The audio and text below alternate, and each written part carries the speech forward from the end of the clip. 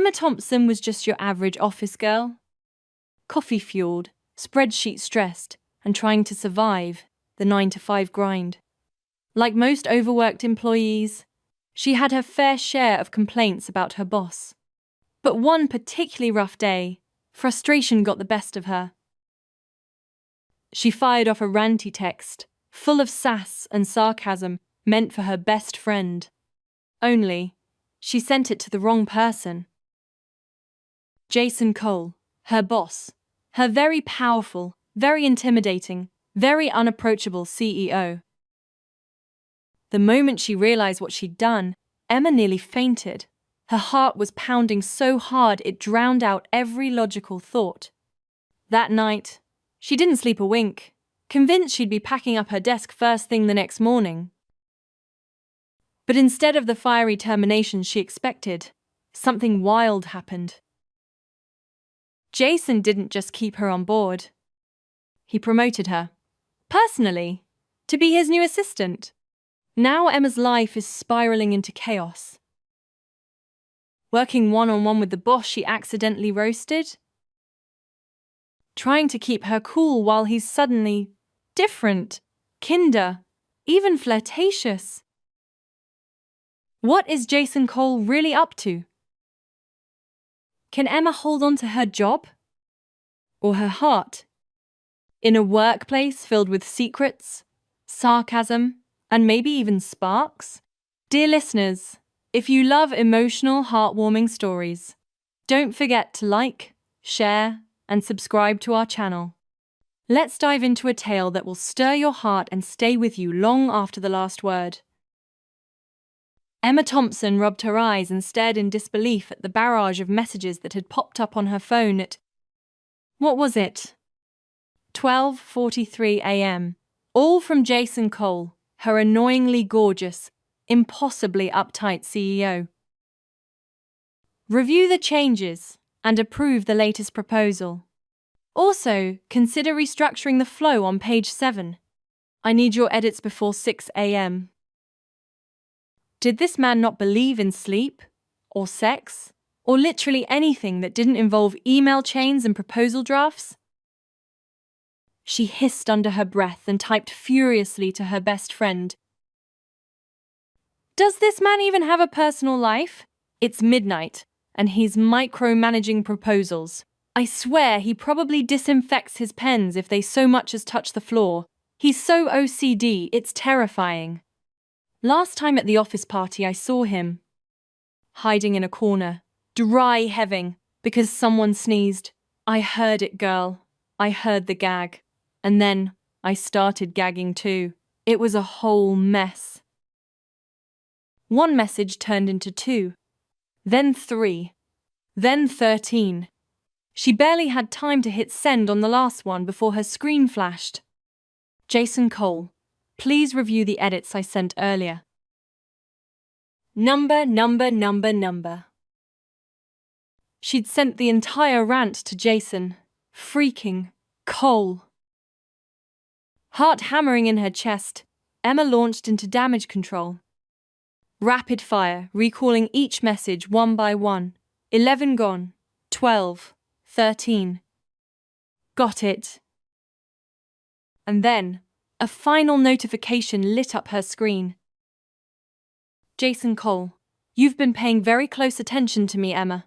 Tell me, are you in love with me? Oh, my God. He saw everything. Emma flung her phone across the bed, screamed into her pillow, and spent the rest of the night planning her next career move. Maybe dog grooming, maybe goat yoga. Anything but facing that man in person ever again. She finally fell asleep just before sunrise, and promptly dreamed of Jason chasing her through a forest with a chainsaw. Wait, he said calmly in the dream, pulling out a tiny alcohol wipe. Let me sanitize the blade first. She woke up in a cold sweat. Still dazed, she plugged in her dead phone. The second it came to life, a fresh message popped up. 9:25 a.m. You're late by 1 minute. $2,000 deduction. $2,000? She shrieked. Sitting on the subway in pure panic, she opened her browser and frantically Googled, "Can a boss dock your pay for being late? Is it illegal for employers to text after hours? How to sue your CEO and still get a good reference?" The comment section under one of the articles was gold. Hundreds of people venting about their own nightmare bosses. Emma scrolled with unholy satisfaction, her lips twitching into a smile, until she heard a soft chuckle. She looked up. A guy, early 20s, bright red hair, pale skin, kinda nerdy cute, was leaning too close, clearly reading her screen. His cheeks turned bright pink when their eyes met. I'm a law major," he stammered. "Just, interested in labor rights." Was this the new way to flirt? Eavesdrop? And offer unsolicited legal counsel? Emma narrowed her eyes. He looked harmless, adorably awkward, but still. Boundaries. She went straight to her Amazon app and ordered a privacy screen protector. Sure, she appreciated a pretty face, but no amount of freckles and social anxiety was worth getting her business creeped on. Once off the train, Emma swung by a nearby cafe. Maybe it was guilt, maybe it was a twinge of humanity, but she grabbed an extra latte. 10 minutes later, she knocked on Jason's office door. The whole place smelled faintly of sandalwood and status. It was like stepping into a minimalist temple. His white turtleneck peeked out from under a perfectly tailored camel coat. Brown leather shoes. Immaculate. Like magnifying glass clean immaculate. God, even his shoelaces looked like they had LinkedIn profiles. Jason Cole was tall, devastatingly composed, and rich enough to buy the company 5 times over. And worst of all, he was 26, younger than her by a year, and yet somehow her boss. The universe had jokes. If only he wasn't so infuriatingly hot and so allergic to basic human emotions. Emma walked in, holding out the coffee like a peace offering, and prayed to every higher power that he didn't bring up the texts. Emma set the coffee down on the desk, then pulled a freshly printed resignation letter from her bag. After last night's humiliation, she didn't believe for a second that Jason Cole would keep her around. To preserve what little dignity she had left, she decided to quit before getting fired. Jason raised an eyebrow, clearly having predicted this move. He tapped a sleek fountain pen rhythmically against a thick stack of documents. The room was silent for a full 3 minutes. Just as Emma was about to break the tension, he finally spoke. "Shame," he said, voice calm. "I was planning to promote you today." Emma blinked, wondering if she heard him wrong. Jason continued, $50,000 a month. For the first time ever, Emma thought his voice sounded nice.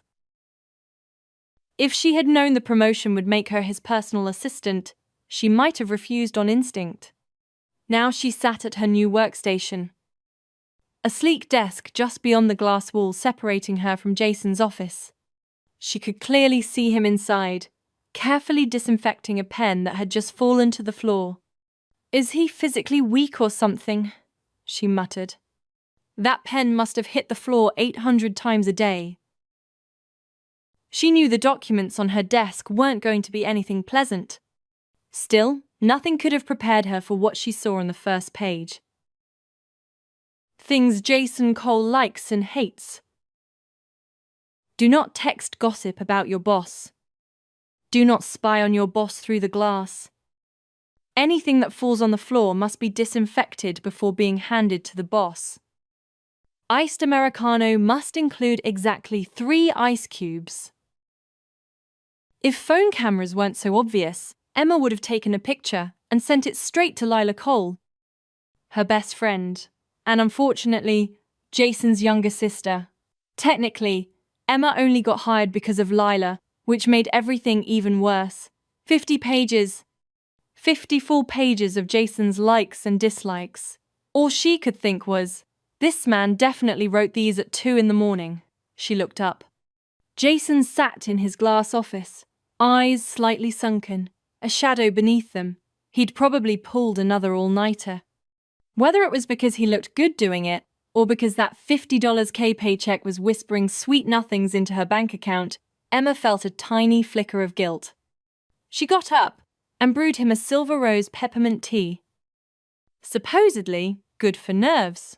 When she brought it over, she cleared her throat, ready to say something that didn't sound like full-on sarcasm. Before she could speak, Jason casually looked up and said, "You adapt fast for someone who says she doesn't like me." Emma rolled her eyes so hard it could have counted as cardio. As she turned to walk off, Jason called after her again, "Join me for lunch." Now they were sitting in a French restaurant that looked like it belonged in a movie. Emma's head was a blender of confusion. Is he sleep-deprived or just losing it? She wondered. Who eats foie gras and truffle pasta on a Tuesday lunch? Aside from Jason Cole, there wasn't a single other person in the restaurant. She glanced down at the caviar, duck liver, and meticulously plated beef Wellington in front of her and came to a terrifying conclusion. "Jason, do you have a girlfriend?" Jason paused mid-cut. He looked at her like she had just asked if he believed in Santa Claus. Emma scowled. "What? Are you bringing her here tonight and just needed someone to taste test the food first?" Jason didn't answer right away. He just placed the perfectly sliced beef in front of her. After a pause, he spoke in that slow, tired drawl of his. "I'll pretend you're jealous. It's more flattering that way." Oh no, this was bad. Her boss was flirting. What was the proper HR protocol when your CEO wasn't acting very CEO-like? Jason casually mentioned that a batch of recent college grads from NYU Law would be coming in for interviews that afternoon. He asked her to conduct a mock interview on his behalf. Emma agreed, mostly because it sounded easy. When the interviewee arrived, she did a double take. It was the redhead from the subway that morning. But now, he looked completely different. Gone was the hoodie and sneakers. He stood tall in a tailored navy suit, looking sharp and confident. He had to be at least 6'1", maybe just an inch or two shorter than Jason. Emma squinted at him. "So you're a law student who's using his degree to stalk my lateness?" The guy laughed, just as surprised to see her. "Small world, huh?" He turned and glanced through the glass toward Jason's office but seemed more focused on her. Emma figured there was no harm in chatting a little while. He was cute, after all. Sharp, double eyelids, straight nose, and a pair of adorable crooked canines when he smiled. Peak golden retriever energy. Nothing like Jason Cole's cold, boardroom perfection. And, well, Emma was, unfortunately, a sucker for a pretty face. She cleared her throat and announced, in full assistant of the CEO authority, "Congrats, you're hired." Jason had just finished a Zoom call when his eyes wandered across the room and landed on her. That red sweater she wore brought out the warmth in her skin. Her long, loosely curled hair caught the sunlight and shimmered with hints of auburn. She was laughing, eyes bright, mouth soft, and clearly enjoying her conversation with the new hire. Jason's jaw ticked. He decided, right then, Emma needed to be moved into the office, right beside his. No more glass between them. Too many distractions out here. At that moment, she and the new guy, Jake Harrison, apparently, were bonding over their favorite brunch spots. Jason walked over, lips pressed into a thin line. Emma saw his expression and immediately recognized it. That tight mouth meant he wasn't happy. Temperamental much, she thought. Jake smiled again, showing off those baby fangs. Catch you later, Emma. If you ever need anything, text me, okay? She waved him off, smiling, until she noticed Jason's expression darken even more. What was his problem? Later that afternoon, Emma was slouched at her desk, casually texting Jason's sister, Lila. They were cracking up about the whole messaging disaster from the night before. Lila spammed her chat with laugh emojis. Girl, my mom's making shrimp and bell pepper stir-fry tonight. Come over after work and eat with me and Jason. Emma peeked up at Jason. He looked over just as she quickly ducked her head and pretended to focus on spreadsheets. It wasn't that she was scared of him, it's just... Was it really okay to slack off on a 50 grand salary? She felt a slight pang of guilt. Mild, barely there. After a moment's thought, she texted back, Sure, I'm in. She hadn't had home-cooked food in months, and besides, since Jason got back from Paris earlier this year, things had been weird, real weird. Emma rarely had dinner at Aunt Mo's house. Jason's mom, Margaret Mo, was exactly like her name, soft, spoken, gentle, the kind of woman who'd make you tea before you realized you needed it. Jason's sister, Lila, had not inherited that same energy. Lila was wild, loud, and once broke a boy's tooth in preschool for calling her bossy. Thankfully, it wasn't a front tooth. Jason, though, he was just like his dad. Quiet on the outside, but once he opened his mouth, his words hit like poison-tipped arrows. The difference was, Jason saved his verbal venom for her. Meanwhile, Mr. Cole greeted her warmly with a fond, "There's our girl." Emma's mom and Aunt Mo had been best friends since college. And their husbands were business partners. Honestly, based on the setup, shouldn't she and Jason be married by now? If not for everything, maybe she would have liked Jason. In the passenger seat of his car, Emma squirmed, digging around like she'd lost a diamond. Why does your seat have thorns? Where's the seatbelt? Did you hide it, or something? Jason gave her a sidelong glance. It's under your butt. Cue instant mortification. In 30 seconds flat, Emma had gone from annoyed to red-faced and mortified. Just as she yanked the seatbelt free, Jason leaned in. She froze. But he was just buckling it for her.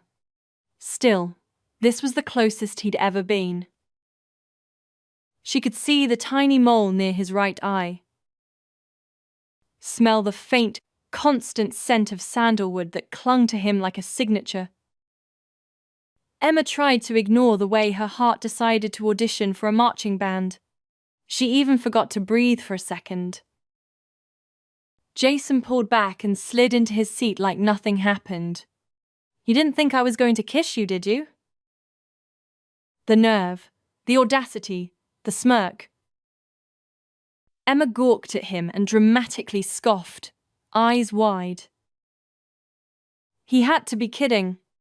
This man was delusional. You wish, she muttered under her breath. The Cole family lived in a secluded luxury estate nestled in the hills. Margaret loved peace and quiet, and after Mr. Cole retired, they moved out there full-time. Jason, back from Paris, lived solo in his own city loft. As soon as Emma stepped out of the car, Lila came charging out to hug her, nearly tackling her to the ground. Trailing behind her was a chubby British short-hair cat named Muffin, trotting like it owned the place. Mr. Cole came out with a warm smile. Been a while, sweetheart. Come in, come in. The dinner table was stacked. Sweet chili shrimp, Coca-Cola glazed wings, tangy stir-fried noodles, and Emma's favorite, garlic shrimp with broccoli. Margaret kept piling food into Emma's bowl like she hadn't eaten in days. Everyone was lively and chatting. Except Jason. He sat quietly peeling shrimp, one after the other, not eating, just peeling. Suspicious. Emma was full to the point of food coma when Jason casually placed a bowl of perfectly peeled shrimp in front of her. She froze. Across the table, Lila was grinning like a devil, and both Mr. and Mrs. Cole had that look. The look. Emma silently ate the shrimp. "You sneaky bastard," she thought. "You did this on purpose." After dinner, she offered to do the dishes and walked into the kitchen. Of course, Jason followed her in. Then she went to play with Muffin in the living room. And... yep. Jason followed. At this point, Emma couldn't take it anymore. She turned around mid-scratch behind Muffin's ear. "Jason," she said, narrowing her eyes, "aren't you like a germaphobe? Why are you cuddling a cat?" Jason ran his hand gently down Muffin's back and said casually, "Cured the germophobia. Compared to me, you're the one who's being dramatic." Emma blinked at him. "Excuse you?" She got up, ready to call it a night, when Jason, shockingly, offered to drive her home. Well, that would at least save her the cost of a rideshare. She accepted. The moment she got in the car, Emma buckled up faster than a NASCAR driver. Jason side-eyed her but didn't say anything. Just drove in silence. 5 minutes in, he finally spoke. "Want to go for a walk?" Next thing she knew, they were parked on Nanking Bridge. It was late November, and the wind whipped across the river hard enough to slap. Emma tugged her white coat tighter around her. The bridge lights stretched their shadows long and dramatic on the pavement. Across the river, city lights shimmered through the chill. Someone was singing a soft J. Chu song in the distance, the sound drifting with the breeze. It was that song, Garden of Flowers. Emma's breath caught in her throat. She used to love that song. Back in high school, she'd begged Jason to sing it for her once. And now, Jason started humming it, right into her ear. It was something. Like a ghost with bronchitis. She wasn't exaggerating. He was awful. Back then, she thought maybe he was just too cool to sing. Nope. The man was just tone deaf. It was like watching her childhood crush beat her favorite song to death with a kazoo. Desperate to make him stop, she cleared her throat loudly and started singing over him. Weirdly enough, it worked. Jason shut up. He unwrapped the scarf from his neck and draped it around her shoulders. Emma blinked. She hadn't asked for the scarf. She just wanted him to stop singing. The scarf smelled like him. Clean, calm, that same sandalwood scent that somehow made people feel a little colder, a little more distant. If she hadn't known him since forever, she might have thought a guy like Jason Cole would never go on a walk with someone like her. Their shadows stretched side by side under the streetlights. So close, but somehow, the distance between them felt massive. She'd liked him once. A long time ago. Emma was just 5 years old when her mum brought her over to Aunt Margaret's for the first time. Little Lila ran straight at her with open arms. They'd been friends ever since. Jason was 2 years older, already playing piano at age 3. Emma remembered the exact moment she first noticed him. That afternoon sunlight through the window, hitting 10-year-old Jason just right. Like he was glowing. Back then, she thought maybe he really was. Later, she figured, maybe it wasn't Jason that shined. Maybe it was just her feelings. Young and hopeful, casting light on everything, but they were never that close. He was always just a little too far ahead. When she was in 6th grade, he was in 8th. Too busy running between cram school and extracurriculars. By the time she was a sophomore, he was already preparing for college abroad. The only time they really overlapped was the month before he left for Paris. She was 17, that golden age of high school romance, the first time she realized what a crush could really feel like. Just like every other hopelessly lovesick teenager, she memorized his favorite songs, read the books he liked, bought sneakers that looked like his, stayed up till 1 a.m. studying, just to maybe reach his level. She told her mum she planned to study abroad after graduation, said she wanted to go to Bari. But really, she just wanted to follow Jason. This was before smartphones, when flip phones was still a thing. She spent her days with music playing from that tiny speaker, texting him all afternoon until her plan's credit ran out. Even learning to ride a bike. She faked not knowing, just so he could teach her. Pretended she was a natural when really, she'd been practicing for weeks. She gave Lila a scarf once, then gave Jason one too. Lila's was store-bought. Jason's, she'd made by hand. The only thing that made her different from other girls crushing on him at the time, she never said anything. Not to him. Not even to Lila. She understood. At 17, she just wasn't confident enough to stand next to someone like Jason Cole. Emma was just a junior in high school when Jason left for Paris. Every Friday, like clockwork, she'd call him. A long-distance call that stretched across half the planet, just to ask him how to solve a math problem. Of course, these weren't real questions. She copied them from the college prep guide just for an excuse to talk. This went on for 3 months, until winter break. That's when she got the opportunity to do a 2-week exchange program in Paris. She told Lila and begged her to find out Jason's schedule. Emma wanted to surprise him. So, with a bag of roasted chestnuts fresh from the airport, Emma boarded a flight to France, thinking, they probably don't sell these in Paris, right? The time difference was brutal. 6 hours behind China. By the time she landed, got through customs, found her suitcase, and checked into her hotel, it was 7 p.m. Snow flurried softly outside.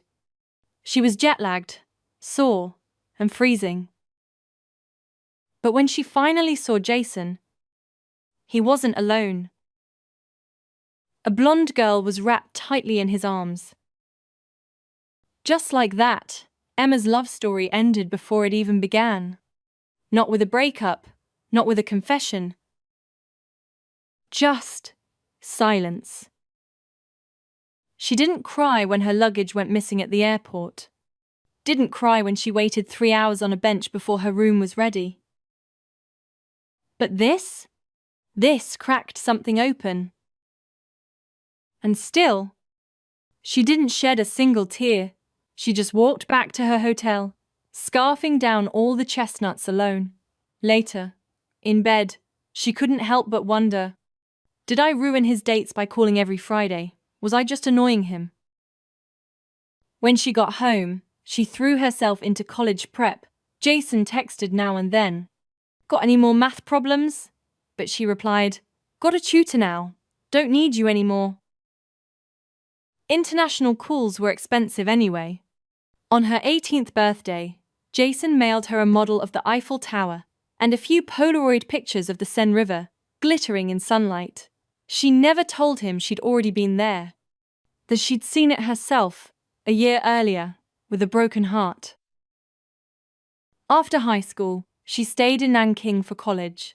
With her high scores, she got into the top university. She no longer wanted to chase Paris. It wasn't a dramatic decision, but it was one she'd never forget. That bitter winter night, dragging her tired body across Paris with hope in her heart, only to get that hope shattered in one glance. She understood.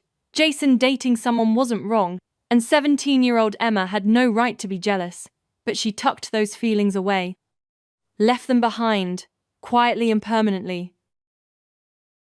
in Paris. She earned her bachelor's and master's degrees back to back, finishing at 24.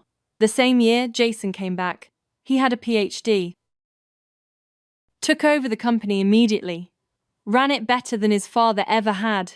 He offered her a job, $30,000 a month. She said yes. Maybe because of Lila. Maybe for other reasons, ones she didn't want to name. A light drizzle pulled her out of her thoughts. She looked over at Jason. The tip of her nose was red from the cold. He reached over to shield her with his hand. She swatted it away. "You think you're the male lead in some K-drama," she muttered. A whole year working under Jason, and the only skill she'd picked up was his sharp tongue. Jason looked like he was about to clap back, but she grabbed his sleeve and dragged him toward the car instead. The cold rain mixed with sharp autumn wind, turning every breath into white mist. Emma collapsed into the passenger seat, panting. Jason, of course, looked like he'd just taken a stroll through heaven, dry, calm, smug. He grinned. "You're out of shape." On the way home, he added, 6 a.m. jogging. Be ready." "Drop dead, Jason," she said without missing a beat. That night, she dreamed he handed her $5 million in a holiday bonus, which she immediately spent at a bar with the redhead from the subway. Then Jason drove his car straight through the front door. Total chaos. The next morning, honking blared outside her building. Emma sat up, eyes puffy, brain foggy. She pulled back the curtain. Sunlight stabbed her in the face. She squinted, adjusted, and then saw it. Jason's car, parked in her front yard.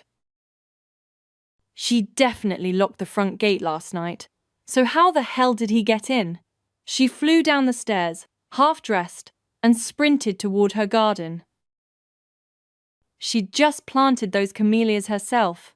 If Jason had crushed even one of them, she swore she'd cut him into 8 tiny pieces. Jason stepped out of the car, glanced at his watch, and announced, "Emma, it's 6 a.m. Last night, he'd said something about..." But suddenly he stopped mid-sentence, a weird red flush blooming across his face. "Can you finish your sentence?" she grumbled. Being yanked out of bed when you're mid-REM was a crime in itself. Emma's mood flared instantly. She'd completely forgotten about the "let's go jogging" promise he made. Jason cleared his throat, eyes shifting. He subtly motioned downward with a tilt of his chin. She followed his gaze. Oh, my God. She forgot to put on a bra. Emma bolted inside like her pajamas were on fire, slamming the door shut behind her. A second later, her phone buzzed with a message from Jason. "I'm waiting. You running with me or not?" Emma flung her phone onto the bed and collapsed back under the covers. 5 minutes passed. Then came the horn. Of course. Her neighborhood was quiet. Only a few houses nearby. But she still worried someone would file a noise complaint. Well, someone like Mrs. Chu, her ultra-chatty neighbor. Sure enough, she heard the woman's voice outside her window. "Oh my, young man. Why are you out here at this hour?" "Good morning, ma'am," Jason replied smoothly. "I'm here to take Emma on a run." He even called her Emma, like they were on first-name terms with her grandma's book club. Mrs. Chu gasped. "Are you her boyfriend?" Emma winced. Of course. Of freaking course. Jason raised his voice, clearly trying to make sure Emma heard every word. "Well, she's mad at me this morning. Won't talk to me." Was that a sniffle in his voice? Was he faking heartbreak. What was this? The Notebook, passive, aggressive edition? Determined to shut him up, Emma dressed in record time, brushed her teeth, tied her hair up, and raced downstairs. By the time she made it out the door, Mrs. Chu had left. So no chance to explain anything. Jason looked all innocent, of course. Gotta say, she muttered, glaring, hard to find a boss as hands-on as you. He grinned like he'd just won a bet. Jason's stamina was terrifying. He dragged her through 2 full laps around the park. Emma was wheezing like a grandma. Meanwhile, he kept going like a robot programmed by Nike. She collapsed onto a park bench to catch her breath. That's when Landon Nash showed up.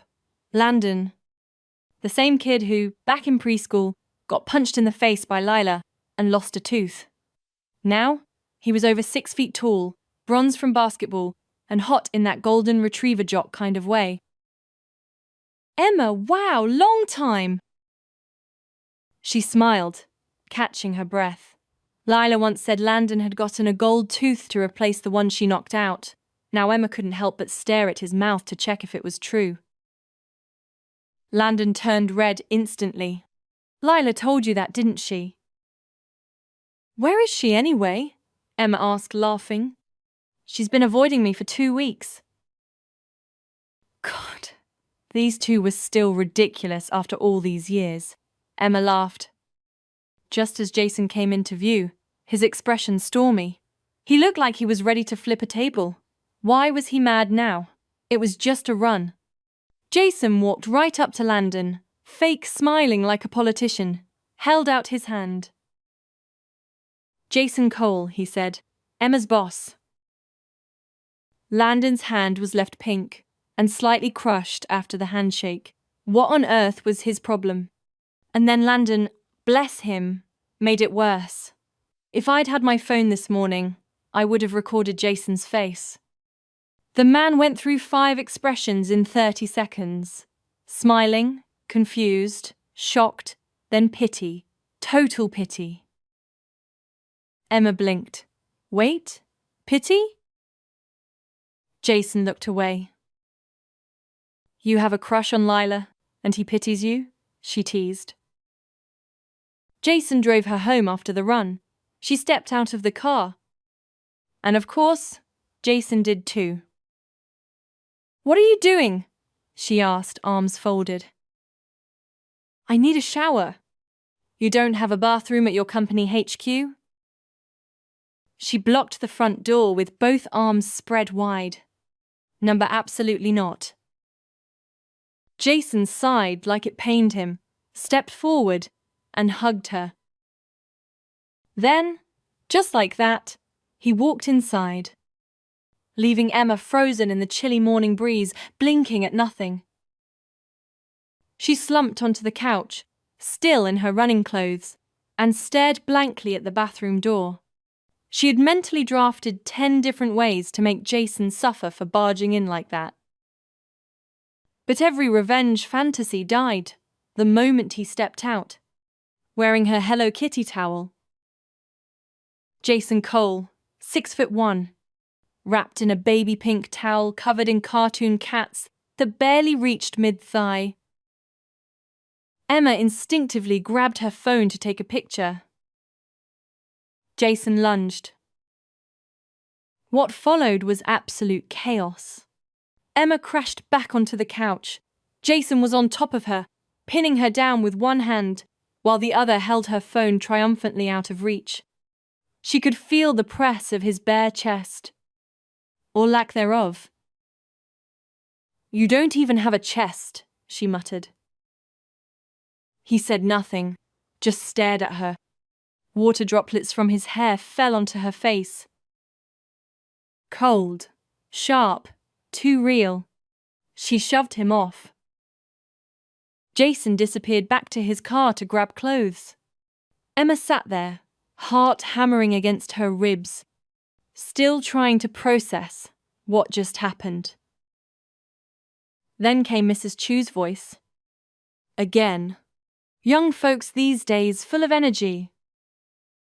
At 10 a.m. sharp, Jason had a company meeting scheduled. Emma only found out about it through Jake Harrison, the new hire. Apparently, Jason had brought Jake in because the company was dealing with a string of nasty rumors.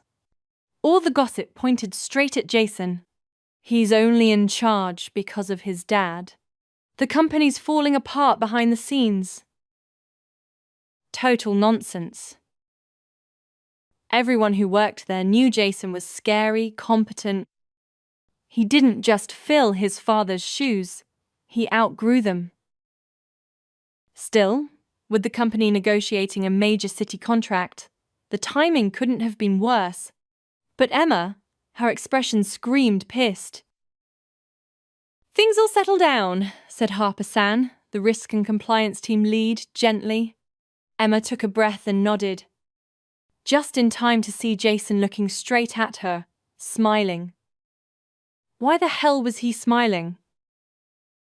After the meeting, Harper took Jake to prep materials for the next phase. Emma followed Jason down the hallway, her mind spinning. Jason had never been the type to make enemies. Not growing up, not in college. Heck, not even in kindergarten, unless the enemy came from his missing 7 years abroad. Jason suddenly stopped and turned. "Emma, you're coming to Meadow City with me tomorrow."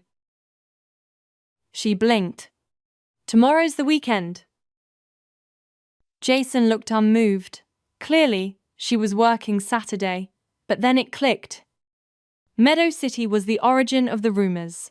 This wasn't just overtime, this was recon. The flight took 2 hours. Emma had downloaded a movie the night before, Flipper, directed by R. Rayner.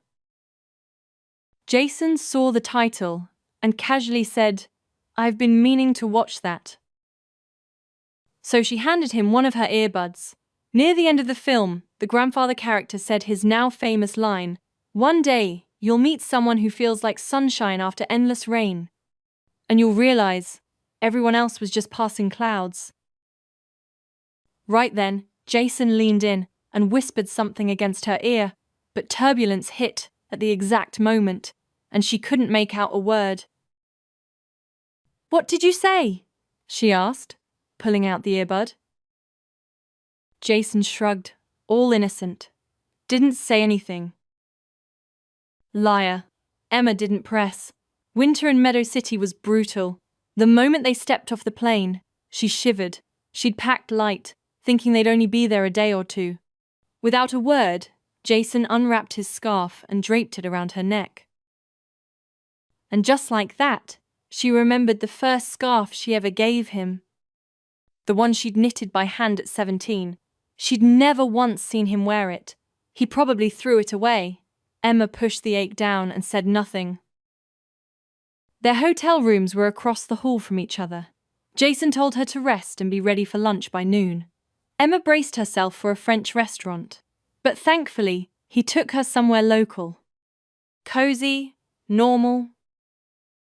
Still, normal didn't last, because as soon as the food hit the table, she saw her, the blonde girl, from 5 years ago, number freaking way.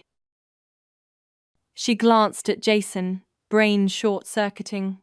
Did he know? Was this intentional? The woman turned, her smile a little too familiar. "You must be Emma." Emma's mouth dried out. She gave a polite, brittle smile. "And you are?" Jason let out a long, resigned sigh, pulled her into a quick hug, and strolled past her into the house, leaving Emma standing there like an idiot, wind tousling her hair and her thoughts. She plopped down on the couch, didn't even bother changing out of her running gear. She just stared at the bathroom door, silently planning 13 different ways to make Jason regret ever crossing her threshold. And then, the door opened. Jason walked out, in her Hello Kitty towel. At 6'1", the tiny pink towel barely reached mid-thigh. It clung awkwardly to him, ridiculous and completely unforgettable. Emma's hand went straight for her phone. Evidence. But Jason was faster. He lunged, yanked the phone away, and pinned her back on the couch. Now he was leaning over her, phone in one hand, the other braced on her chest like some sort of PG-rated wrestling move. "There's nothing there to hold," she hissed, half furious, half flustered. Jason didn't say a word. He just stared down at her, water dripping from his hair onto her cheek, cold and sudden. She shoved him away, breath shallow, and he vanished to grab dry clothes. By the time she'd caught her breath, Mrs. Chu's voice rang out again from outside. Young people these days, so full of energy. Later that morning at 10 a.m., Jason had a meeting. Emma only found out about it when Jake filled her in. Apparently, Jason had hired Jake not just for legal support, but because the company was dealing with an attack. Someone was spreading damaging rumors about Jason. That he had no real leadership skills, that he was just a rich kid handed a title. It was complete garbage. Everyone in the company knew Jason had more business sense than half the boardroom combined. But with a critical city partnership on the line, even lies could cause damage. Jason didn't seem fazed. Emma, however, was steaming. "Don't worry," Harper-san whispered. "We've got it handled." Emma tried to calm down. She looked up, and Jason was smiling at her. Calm, collected, infuriating. After the meeting, Harper pulled Jake aside to begin prep work. Emma followed Jason through the halls, her brain racing. Jason had never really had enemies, not growing up, not even in college. The only gap in his life was the 7 years he spent abroad. He stopped mid-step and turned. "You're coming to Meadow City with me tomorrow." She blinked. "Tomorrow's Saturday." "Exactly." Ugh. Still, it wasn't just overtime. Meadow City was where the rumors were born. They boarded the flight that evening. Emma had preloaded a movie, Flipper by R. Rayner, and Jason asked to watch it with her. She shared her earbuds. When the old man in the film delivered that famous line, "One day, someone will walk into your life like a rainbow after rain, and suddenly, everyone else will feel like passing clouds." Jason leaned in. He whispered something into her ear. But turbulence hit, and she couldn't make out a single word. She took out the earbud. "What'd you say?" Jason looked straight ahead. "Nothing. Liar." The moment they landed, the cold air hit hard. Emma hadn't packed for a blizzard. Jason pulled off his scarf and wrapped it around her neck. And just like that, she thought of the scarf she'd made him at 17. The one he never wore. She figured he must have thrown it out, and maybe that was okay. It had been years. They checked into a hotel. Jason's room was across from hers. He told her to rest. "Lunch at noon," he said. She expected another overly fancy place, but surprisingly, he took her somewhere simple. Then came the twist. The second her meal arrived, she walked in. The blonde girl. From 5 years ago. Emma froze. Her brain scrambled. Jason watched calmly. The blonde's eyes locked on Emma. But her words were for Jason.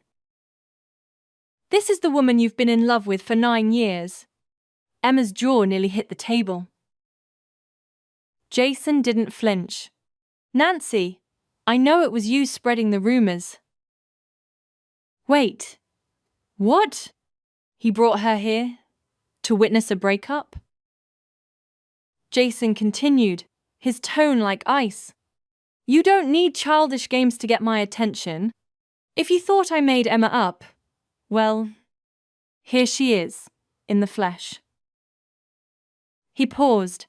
Frankly, this behavior doesn't suit the version of you who used to be proud. Nancy stood silent, then stormed off without taking a bite.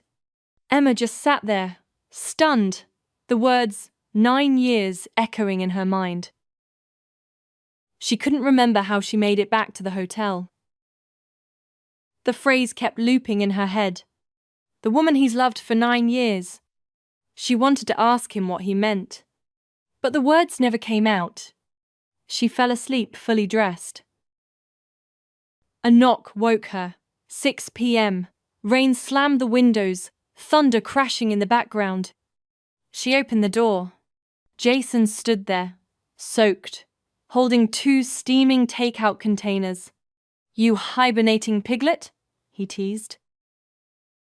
Emma blinked. You went out in this? He handed her disposable chopsticks and explained. Meadow City's under red alert. No deliveries. Hotel kitchens shut down. This was the only option. She noticed his red ears, soaked sleeves, and dripping coat. Without thinking, she switched on the heater. They ate spicy hot pot in silence. The storm howled, the room filled with the scent of chili oil and wet clothes. Then, bam, the power cut out. No lights, no Wi-Fi. And the door required an internet code to unlock. Emma tried calling the front desk. Nothing. A loud thunderclap made her jump. In the brief flash of lightning, she noticed Jason's face. Flushed, not from heat, but probably fever. She remembered. Jason always got sick in the rain. Without a word, she started helping him out of his wet clothes. I can do it, he croaked, voice hoarse. Sure. You're doing a great job, she muttered.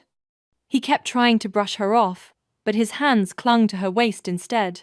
Was he doing this on purpose? Eventually, she got him tucked under the covers. He fell asleep almost instantly. She sat beside him, listening to the storm. That familiar sandalwood scent clung to the air. Without thinking, she leaned in and kissed the corner of his mouth. She started to pull away, but his hand caught the back of her neck. The kiss deepened. Lightning lit the room again. And this time, she saw the unmistakable glint of a smile in Jason's eyes. She tried to break free. He was stronger. Later, breathless and curled in his arms, she heard him whisper, Emma, I'm in love with you. The lights flickered back on. She sat up slowly, her heart pounding. The misunderstanding in Paris, gone. She understood now. Everything. Still, she couldn't face the truth just yet. I'll get you some cold medicine, she mumbled. She'd panicked. She knew it. When she came back, Jason was upright in bed, shirt half unbuttoned, eyes half lidded. She opened the water bottle, poured the pills into her palm, and handed them to him. He swallowed, but before she could walk away, he grabbed her wrist again, their eyes locked. Be my girlfriend, Emma. His nose brushed hers. She could smell him. Woodsy, clean, painfully familiar. She should have blushed, should have trembled. But instead, she smirked, raised a finger, tipped his chin upward.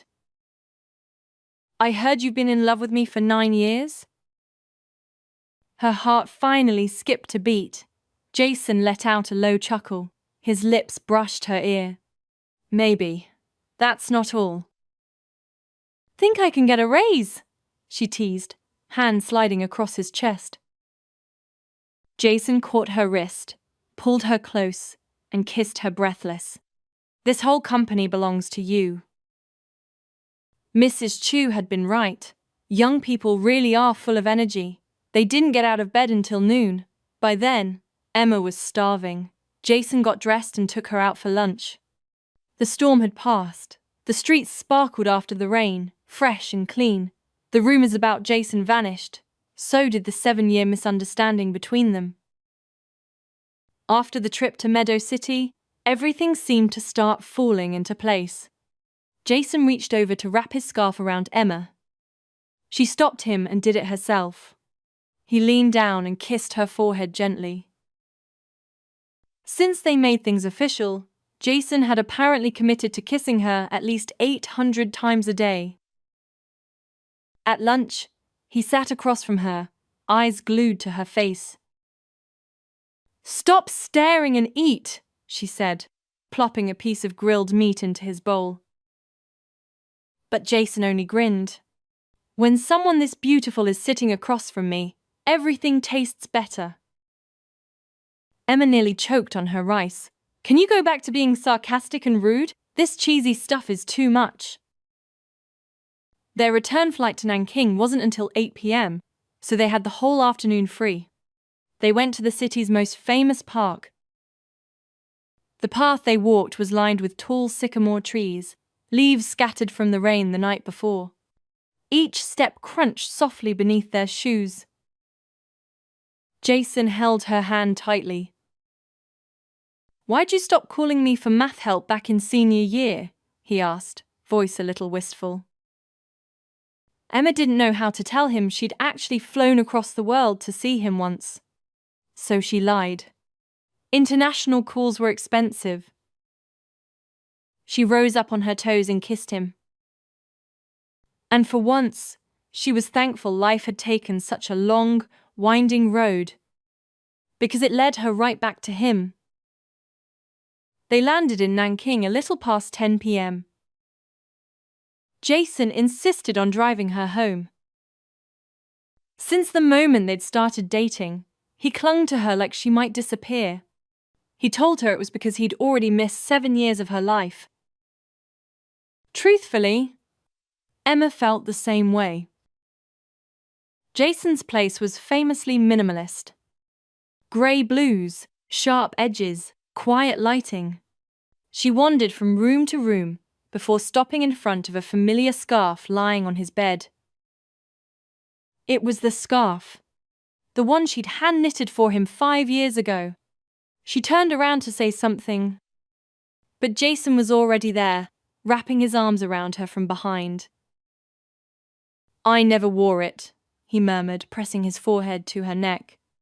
"Not because I didn't want to, I just didn't want to ruin it." Emma kissed his cheek. Jason in love was somehow even more endearing than Jason in a boardroom. That's when she spotted an album next to the bed. She reached for it. Jason moved to stop her. But too late. The whole thing was filled with photos of her. From high school to college. Her at a flag ceremony. Her crying after a bad exam. Her eating lunch alone. Emma was speechless. She looked up at Jason, whose expression now read somewhere between embarrassed and helpless. All this time, she thought her crush had been one-sided. Her eyes misted over. She buried her face in his chest. Jason held her tight and whispered against her hair. "You came to Paris, why didn't you find me?" His voice cracked a little, barely hiding the pain. She didn't know how to respond. Then he chuckled. "Good thing you're mine now." On Monday, they were back at work. Emma, as usual, was chatting with Leela at her desk. "From now on, you have to call me sis-in-law," she declared proudly. Lila sent back a yawning emoji. Then, "Yeah, my brother told the whole family last night." Emma looked up and saw Jason wink at her across the room. That escalated fast. Lila followed up with another message. "Also, for your information, Lane and I are official now too." Emma stared at her screen. They were all getting together. She'd definitely be interrogating Lila later. At lunch, Jake approached her. "Hey, wanna grab dinner tonight?"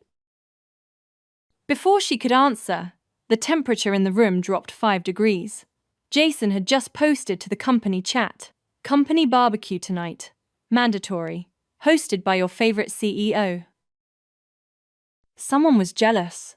Emma didn't see Jason all afternoon. He didn't respond to texts either. Apparently, CEO Cole in jealous boyfriend mode was fully committed. The barbecue was held by the riverbank. When Emma arrived, Jason was already there. Bathed in golden sunset light. She had to physically restrain herself from hugging him on sight. Harper suggested they play Truth or Dare. Emma bumped her shoulder and whispered, "That game's ancient." Harper just gave her a knowing smirk. Like the whole team was in on something. Emma somehow dodged all the turns. She just watched everyone else do ridiculous things. Coworker A asked a stranger for their number. Coworker B admitted to the most embarrassing moment of their life. Then, Jason pulled a card. Truth. Harper smirked. "Is there someone here you have feelings for?" Ugh, what a cliché. Jason raised an eyebrow. "You guys don't know?" Confused silence. Right then, fireworks lit the sky. Emma turned as Jason walked slowly toward her, pulling a small velvet box from his pocket. Her breath caught. Jason's voice trembled slightly, a rare crack in his usual confidence. "I imagined this moment years ago," he said softly. "But now that it's really happening, I'm still nervous." Jason paused for a moment, then looked straight at her. "Emma, will you marry me?" Her brain short-circuited. Words? She forgot what those were. Off to the side, Harper's voice rang out. "Finally! I've been waiting for this day!" Jason wasn't done. "I'm sorry I didn't reply to your text earlier. I left my phone in the car while I went to grab the ring." But Emma didn't need the rest of that explanation. She tackled him in a hug before he could finish. She could hear the cheers from the rest of their co-workers, and Jason's breath catching as he held her close. Turns out, someone had been loving her for all these years. That night, Jason worked until 3 a.m. Just as he was finally heading to bed, his phone went off. Dozens of messages from Emma. His first reaction, "She's still awake?" Then he read them, one by one, all roasting him. And honestly, he felt a little guilty. Maybe he was working her too hard. Maybe he really did have to ease up. Then came the comment about his germophobia. And the drunken breakdown. Okay, fair. Jason sighed. Maybe I do need to tone it down a bit. And stop drinking. That, too. Then she started unsending the messages, one by one. He watched the chat empty in real time and he couldn't resist. He waited until she'd deleted the very last one, then sent his reply. He could already picture her, freaking out on the other side of the screen, hair wild, eyes wide. Probably screaming into her pillow. He couldn't sleep after that. His mind wouldn't shut up. Does she hate me? He wondered. What if she actually couldn't stand him? If he suddenly started being nice, it might just make her uncomfortable. So instead, he stayed up all night and wrote 50 pages of things he liked and didn't like, gave them to her the next day. At least that way, she'd think about him, even if it was to call him a psycho. When she handed him her resignation letter, his palms were soaked in sweat. He had to keep her, without making it obvious. Negotiating $1 billion deal was easier than holding back in front of her. He promoted her, raised her salary. If she stayed, maybe she didn't hate him so much. And the money? Didn't matter. The company would be hers someday anyway. He had ulterior motives, though. He moved her to the office right outside his. So every time he looked up, she'd be there. And the peppermint rose tea she brought him? That wasn't helping his resolve. Then there was the time she unknowingly wore a shirt that matched his. He spent the next 15 minutes Googling best date restaurants nearby and booked a fancy French place. Online reviews lied. He figured if he could just stay close, she'd eventually fall for him. Slow and steady wins the girl, right? But when Jake showed up, Jason went into full panic mode. Emma was stunning. He'd already missed 7 years of her life. He couldn't risk missing more, so he had Jake reassigned. Then asked Lila to get Emma to come over for dinner. Lila had always known how he felt. Back when he was in Paris, she'd sent him pictures of Emma to help him get through the homesick nights. He remembered Emma's love for sunsets. He'd taken hundreds of photos by the Seine just for her. It didn't matter how many gloomy days there were. He waited, because she was worth waiting for. When she stopped calling him every Friday night, he was crushed. He never told her that.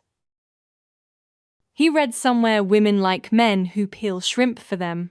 So he did, clumsily. Problem was, he never figured out when to actually hand her the shrimp. She ate until she was stuffed. And still looked adorable doing it. That night, when he gave her his scarf, his heart nearly exploded. What if she asked about the old scarf, the one she gave him years ago? The one he never wore? But she didn't. Thank God. Later, after they got married, he'd find out from her journal that she'd knit it by hand. And that she'd flown to Paris to find him, only to see him hugging someone else. It had all been a misunderstanding. A terrible, painful one. But he'd fix it. He had to. He started designing a custom engagement ring. He asked Harper for advice on how to make a proposal memorable. He imagined this day for years. But when it finally came, his hands still shook like he was 17 again. And then, she said yes. Softly, right in his ear. Their first wedding anniversary. Emma woke up to Jason kissing her awake. She opened her eyes to find him crouched beside the bed in cozy charcoal grey loungewear. Tied at the waist was a cooking apron that read, "Head Chef and Husband Material." She burst out laughing. "Wakey, wakey, Mrs. Cole," he said, grinning. "Jason." "Come on," he said, pressing another kiss to her cheek. "I made breakfast. And no. Before you ask, I did not peel shrimp." After marrying Jason, Emma discovered a side of him she'd never seen before. He was soft, really soft. At night, he'd cuddle up to her and whisper, "Hold me while I fall asleep." Every morning, he'd wake her with a kiss on the forehead, then stare at her like he could never quite look enough. When she did the dishes, he'd wrap his arms around her from behind, resting his chin on her shoulder. She'd tease, "You're clingier than a toddler. What happened to the cold, bossy CEO I used to know?" Jason would smirk and proceed to thoroughly interrupt her chore. 2 hours later, he finally carried her downstairs. Breakfast, cooked by him, waited on the table. Their new British short-hair kitten lay curled beside her chair, wearing a tiny pink bow. "You put that on her?" Emma asked, smiling. Jason kissed her. "She's here to celebrate our 1-year anniversary with us." The kitten let out a soft meow, like she was protesting the overwhelming couple energy in the room. Emma laughed. Jason looked at her with such intense affection it could have melted glass. "You look so beautiful when you smile," he whispered. She felt like she was drowning in his tenderness. Later that day, Jason surprised her again. He'd rented out an entire movie theater. He did this every month on the same date. Why? Because, in his words, "It's our 1-month wedding anniversary, our 2-month anniversary, our still obsessed with you anniversary." He took her to the best seats in the house. There, waiting in her chair, was a huge bouquet of red roses. And nestled in the center, a heart-shaped pendant, and tiny lock engraved with both their names. "Jason!" she gasped, eyes wide. "Do you ever stop spending money?" He kissed her cheek and leaned in to whisper against her ear, "Custom, designed, by your husband." He said it in that deep voice of his. Even after a whole year of marriage, Jason Cole could still make her blush. They sat together, hand in hand, watching Flipper. The same movie they'd watched together on the plane a year ago. Once, they were just boss and assistant. Now, they were Mr. and Mrs. Cole. Halfway through the movie, Emma suddenly remembered something. She turned to him. "Hey, that day on the plane, what did you whisper in my ear?" Jason didn't miss a beat. "I said, you're the rainbow in my life, and everyone else is just passing clouds." Emma's breath caught. "You really are something else," she whispered. When they walked out of the theatre, it had started snowing. The first snow of the year, Emma stood on tiptoe and kissed him. "It's tradition," she said. "First snow. Kiss the person you love most." Jason smiled, ran a hand through her hair, then pulled off his scarf and wrapped it around her instead. The sun had already started setting. By 5:30 p.m., it was dusky outside. He slipped his hands into hers, tucked both inside the pockets of his coat, and led her toward the Ferris wheel. Streetlights blurred into golden halos in the distance. They stepped into their pod, slowly rising into the quiet winter sky. Outside, snowflakes danced like tiny stars. Inside, Jason's gaze held hers like gravity. Emma remembered something she once read. The happiest thing in the world is to be two ordinary people, deeply in love. At the very top of the Ferris wheel, she leaned in and kissed him again. "So we can stay together forever." Dear listeners, today's emotional love story comes to a close. If it touched your heart, please don't forget to like, share, and leave a comment. We'd love to hear your thoughts. And if you haven't already, subscribe to our YouTube channel to support our team in bringing more tender, unforgettable stories to life. Wishing you endless joy, gentle days, and a heart always filled with love. Until we meet again in the next story, take care and stay inspired.